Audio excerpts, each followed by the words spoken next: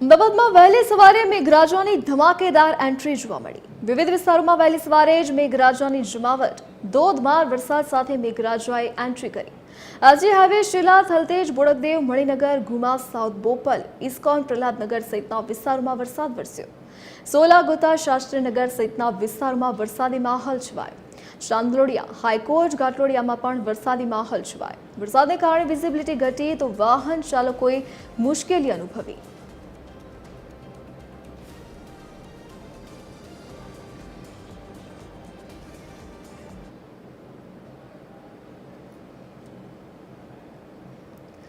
આપણી સાથે વધુ વિગતો સાથે સંવાદદાતા અભિષેક સિંહ વાઘેલા અમદાવાદથી લાઈવ જોડાઈ ગયા છે। જે અભિષેક, વહેલી સવારથી જ અમદાવાદમાં વરસાદી માહોલ જોવા મળી રહ્યો છે। કયા કયા વિસ્તારમાં વરસાદ વરસ્યો, કેટલો વરસાદ વરસ્યો? બિલકુલ ધરતી, વાત કરીએ તો જે પ્રકારે અત્યારે શહેર સહિત રાજ્યભરમાં વરસાદી માહોલ જે છે તે જોવા મળી રહ્યો છે। હવામાન વિભાગ તરફથી પણ આગાહી કરી છે કે સાર્વત્રિક વરસાદ જે છે તે જોવા મળશે। તેને લઈને અલગ અલગ પ્રકારના એલર્ટ જે છે તે જાહેર કર્યા છે। હું અત્યારે સીધા દ્રશ્યો બતાવવા માંગીશ કે અમદાવાદના આ દ્રશ્યો જોઈ શકાય છે કે અત્યારે હાલ આ ચાણક્યપુરીના વિસ્તારના આ દ્રશ્યો જે છે કે જ્યાં સામાન્ય વરસાદમાં પાણી જે છે તે ભરાવાના દ્રશ્યો જે છે તે સામે આવે છે।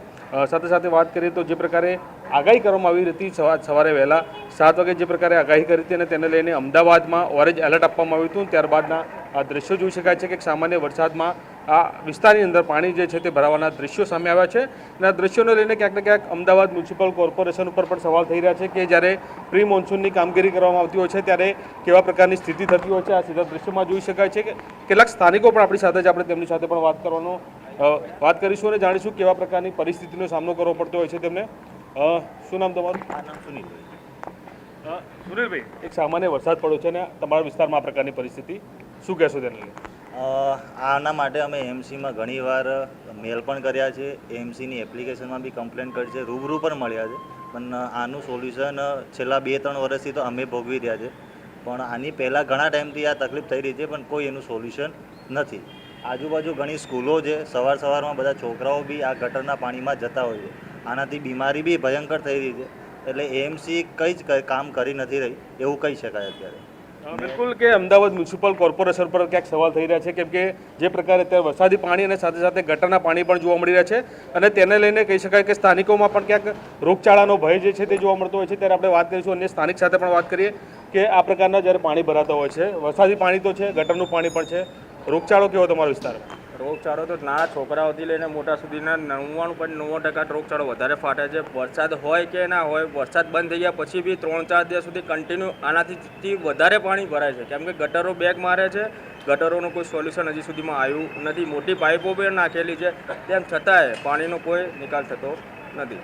બિલકુલ, એટલે કે ક્યાંક ને ક્યાંક આ વિસ્તારની વાત કરવામાં આવે તો આજે ચાણક્યપુરીનો આ વિસ્તાર જે છે કે જ્યાં સુદર્શન કોમ્પ્લેક્સની બહાર આ દ્રશ્યો હું તમને ફરીવાર બતાવવા માંગીશ કે જોઈ શકાય છે કે એક સામાન્ય વરસાદ જે વરસ્યો છે અને ત્યારબાદની આ સ્થિતિ જોઈ શકાય છે કે અહીંના વિસ્તારના આસપાસના રહીશોમાં પણ ક્યાંક ને ક્યાંક કહી શકાય કે રોજ જોવા મળી રહ્યો છે કેમ કે આ પ્રકારનું જ્યારે પાણી ભરાવાના દ્રશ્યો જોવા મળી રહ્યા છે, એક સામાન્ય વરસાદમાં આ રીતે પાણી જોવા મળી રહ્યા છે। વરસાદ બંધ થયાના 2 થી 3 દિવસ બાદ પણ આ પાણી જે છે તેનો નિકાલ નથી આવતો અને તેને લઈને અનેકવાર અમદાવાદ મ્યુનિસિપલ કોર્પોરેશનમાં રજૂઆત કરવામાં આવી છે, તેમ છતાં પણ કોઈ પણ પ્રકારનો નિકાલ નથી આવ્યો। એટલે કે મહત્વનું કહી શકાય કે જે પ્રકારે તે હાલ વરસાદી સિસ્ટમ જામી છે, એક પછી એક વરસાદી સિસ્ટમ બાદ કહી શકાય કે જ્યારે શહેર સહિત રાજ્યભરમાં સાર્વત્રિક વરસાદની આગાહી કરવામાં આવી છે અને ત્યારબાદના આ દ્રશ્યો જોઈ શકાય છે કે ક્યાંક ને ક્યાંક અમદાવાદ રહીશો જે છે તે ક્યાંક વરસાદી પાણીથી પરેશાન હોય તે પ્રકારના દ્રશ્યો અત્યારે હાલ જોવા મળી રહ્યા છે।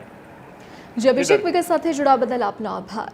તો અમદાવાદમાં વહેલી સવારથી જ વરસાદી માહોલ જામ્યો અને થોડા જ વરસાદમાં પાણી ભરાવાના દ્રશ્યો સામે આવ્યા છે અને જેના જ કારણે લોકોને ભારે હાલાકી પડી રહી છે। વારંવાર તંત્રની જાણ કરવા છતાં તંત્ર દ્વારા કોઈ વ્યવસ્થા નથી કરવામાં આવતી અને દર વર્ષે આવી જ સમસ્યા સર્જાય છે।